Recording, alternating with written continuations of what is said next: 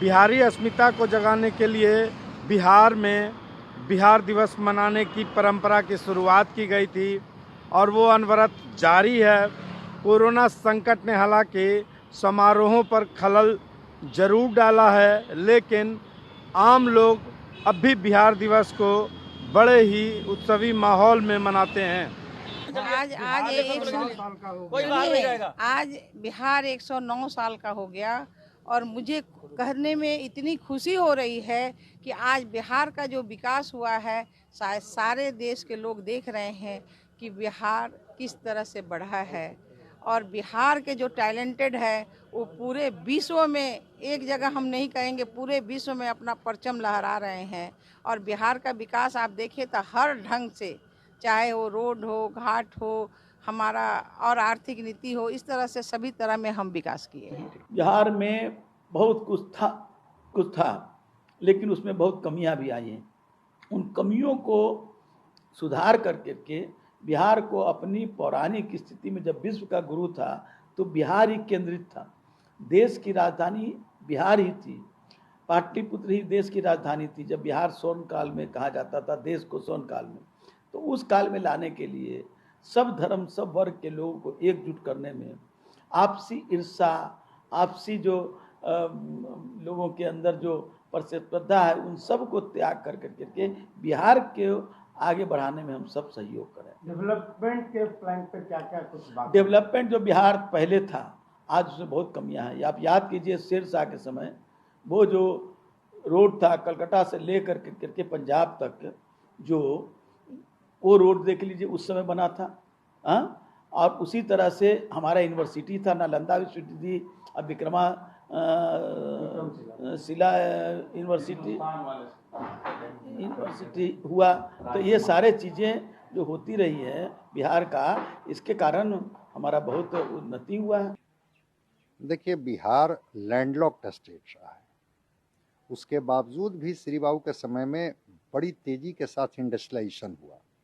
उस समय संयुक्त बिहार था और संयुक्त बिहार में चाहे आप बरौनी का देख लीजिए, चाहे बोकारो का देख लीजिए, चाहे सिंदरी का खाद कारखाना देख लीजिए, जितने बड़े पैमाने पर इंडस्ट्रियलाइजेशन हुआ वो कारवां कहीं न कहीं जाकर के ठहर गया। और आज बिहार का एक बड़ा वर्ग पलायन पर मजबूर है, क्योंकि उसको रोजगार चाहिए और वो गुजरात से लेकर के और मुंबई से लेकर के और दिल्ली के मिलों में वो काम करने पर मजबूर है।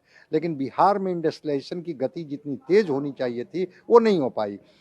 ठीक है, शहनवाज हुसैन आए हैं, उन्होंने आश्वस्त किया है कि हम बेहतर बिहार बनाएंगे, एक बेहतर इंडस्ट्रियलाइजेशन देंगे।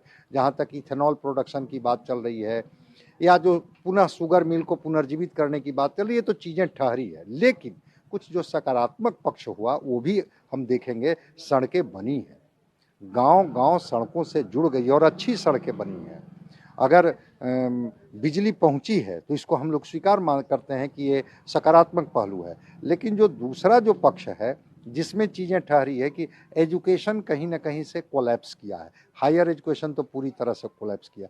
केवल इनरोलमेंट दिखा देने से और रिजल्ट ओरिएंटेड एजुकेशन बना देने से चीज़ें नहीं बनती है। वही बिहार के लड़के जो सिविल सर्विसेज में जिनका पूरे देश में डंका बजता था, वही बिहार के लड़के जो टेक्निकल एजुकेशन में बेहतर परफॉर्म करते थे, वही बिहार के लड़के बिहार की शिक्षा पर विश्वास न करके कोटा में जा कर के कोचिंग लेने पर बाध्य हैं। वो दिल्ली के इंस्टीट्यूट पर वो भरोसा करते हैं। तो शिक्षा का की जो गुणवत्ता है, जो क्वालिटी है, वो क्वालिटी में गिरावट आई है और सरकार के सामने एक बड़ी चुनौती है। हेल्थ सेक्टर में एक बड़ी चुनौती है। ठीक है, आपने मेडिकल कॉलेज बढ़ाया, आपने एम्स लाया, लेकिन उसके बाद भी जो पेशेंट को जो उनको सुविधा मिलनी चाहिए उसका अभाव दिखता है। और इसका एक दृश्य कोरोना काल में दिखा था कि पेशेंट को ऑक्सीजन सिलेंडर तक नहीं मिल पाया था उनके बेड तक, जिसकी वजह से असमय बहुत लोगों की मौत हुई थी। तो हेल्थ सेक्टर को स्पेशलाइज्ड डॉक्टर और स्पेशलाइज्ड जो ये है विभाग है, उसकी कमी यहाँ दिखती है। बिहार जिस तरह से ट्रॉमा के शिकार लोग होते हैं, न्यूरो सर्जन, साइकेट्रिक्स, ये सब जैसे स्पेशलिस्ट का अभाव यहाँ दिखता है, जिसमें और काम करने की ज़रूरत है।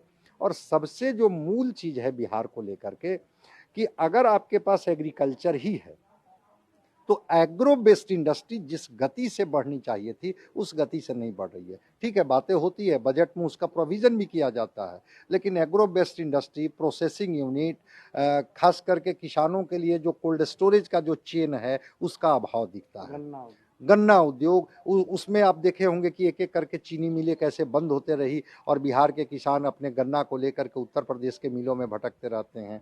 अगर उन्होंने दिया भी मिल मालिकों के हाथ तो उनके पैसे बकाया हैं, जिसकी वजह से उनकी कमर टूट जाती है। तो इस पर सरकार को काम करने की ज़रूरत है। आपने बेहतर किया है, लेकिन चुनौतियाँ भी हैं। बिहार का अतीत बड़ा ही गौरवशाली रहा है। पहले बंगाल, उसके बाद उड़ीसा और फिर झारखंड को अलग किया गया, लेकिन बावजूद इसके बिहार तरक्की के राह पर आगे बढ़ रहा है। हालांकि अब भी शिक्षा और स्वास्थ्य के क्षेत्र में बिहार को बहुत कुछ करना है। रंजीत, ईटीवी भारत, पटना।